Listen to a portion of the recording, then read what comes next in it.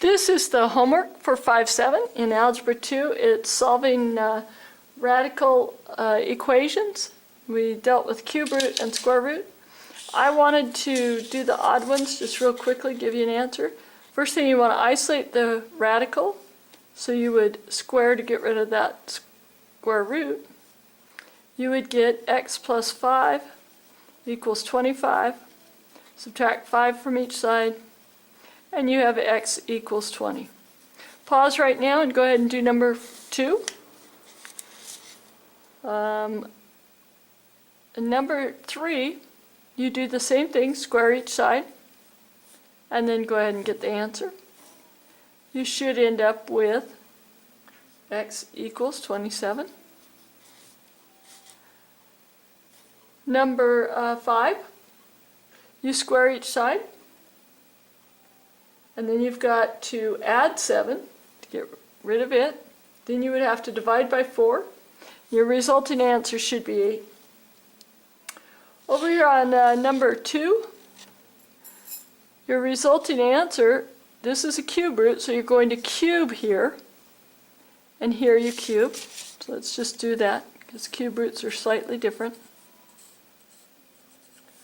So this cancels the root, so we get 4x. Negative 2 times negative 2 is negative 4, is positive 4, times negative 2 is negative 8. Divide by 4, and we get x equals negative 2. So you can see the cube roots, you'll end up with negatives on those sometimes. I think that you could go ahead and solve these. I'll give you the answers for the odd right now. On this one, you'll end up foiling when you square that. So you get a trinomial over there, and then you'll have to factor it using your X game. The answer, you'll come out with two answers. X equals negative 2 and x equals negative 7. X equals negative 2 is the only true answer. X equals negative 7 is extraneous. On number 9, there's no solution. Both answers end up being extraneous. Make sure and show them. Show all the factoring and get down to your two answers. Should be x plus 5 times x plus 3 is your final factors. Okay, on number 11, again, you're going to square each side. You'll end up with a trinomial. When you get everything over to that side, you'll subtract 9x from each side, you'll subtract 90 from each side, and you'll end up with x squared plus 3x minus 54. When that happens, you can factor to x plus 9 times x minus 6. And when you solve that, it means that x equals negative 9. That is an extraneous solution. X equals positive 6 does work. Okay.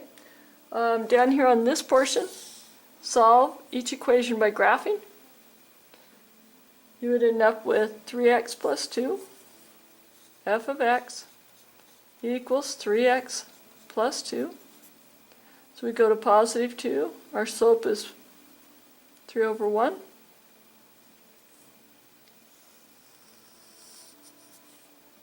Okay. And then we have g of x, or whatever you want to call that, equals 2 x plus 1. So that means that we go to the left one, and being multiple of 2, it means that we stretch it up, and there's our intersection. X equals 0, y is 2, but we always want to look at what the x will be. Okay. This one you'll be graphing a cube root, and you'll be graphing a linear. So you'll see how it crosses. On the back side,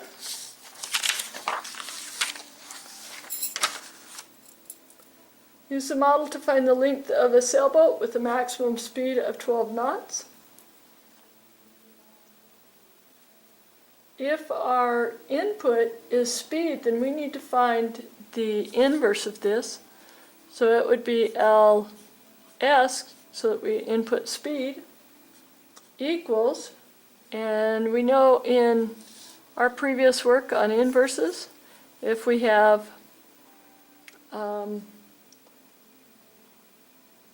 if we undo that, if we have our inverse work that we've done, we would have s over 1.34 squared. If you have trouble getting that equation, then come see me. And you go ahead and plug it in, you'll find what that means. Explain how you can check the solution using a graphing calculator, then use the method you described to check your result. So again, how could you use that? You can actually plug in the original equation and say that the speed is equal to 80. And so you would have y equals 80 as one of your lines that you graphed, and 1.34 radical x. And graph that, and where they cross, where they intersect, would be your solution that you get up here. Okay. I'm going to go ahead and give you just answers on these, and then you can show the math. You won't get any credit without showing the math, so this is just to help you check it. 8.5 meters high. And for this one, explain how you can check. Well, you could put y equals 50 into a graphing calculator and y equals 20 cube root h minus 8.3 in the cube root plus 40 and put it into the graphing calculator and see where they intersect. Down here, this is an awesome one. I think I'm going to use something like this for a test. So I would definitely focus in on it, make sure you know how to do it. 40 equals 21d is the answer here, and you can actually put it in a graphing calculator, see where they intersect. It'd be about 75.5 feet. Down here it would be 20 equals 21d. See where they intersect, it would be 19 feet. Here, as you work it out, you'd have 35 equals square root 21d. And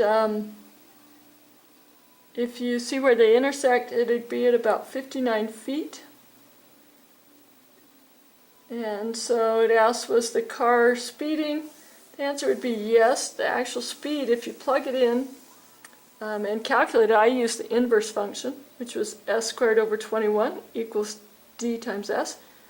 If you plug in your skid length, square it, and divide by 21, you get 37 miles per hour. So it was speeding just slightly.